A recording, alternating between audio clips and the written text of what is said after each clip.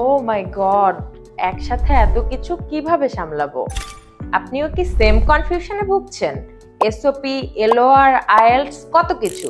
আসুন কনফিউশনটা ক্লিয়ার করি। সবচেয়ে বেশি কনফিউশন হয় এসওপি এবং এলওআর নিয়ে। Let's talk about LOR. LOR বা লেটার অফ রেকমেন্ডেশন, যেটা আপনি নেবেন আপনার প্রিভিয়াস এডুকেশনাল ইনস্টিটিউশন থেকে। এরপরে আসে এসওপি বা স্টেটমেন্ট অফ পারপাস, যেখানে আপনি মেনশন করবেন কেন এই ইউনিভার্সিটি, কেন এই কোর্স পারসিউ করে আপনার ক্যারিয়ার গোল কি হতে পারে ইত্যাদি। ফাইনালি আসে আইএলটিএস।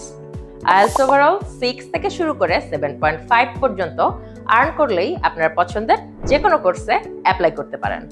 সবচেয়ে বড় ভুল যেটা হয়, ডকুমেন্ট প্রিপারেশনের লেন্দি প্রসেসের কারণে ডেডলাইন মিস হয়ে যায়। জেন এডুকেশন একটা পার্সোনালাইজ চেকলিস্ট এবং টাইমলাইন রেডি করে দেয়, যাতে আপনার ডেডলাইন মিস না হয়ে যায়।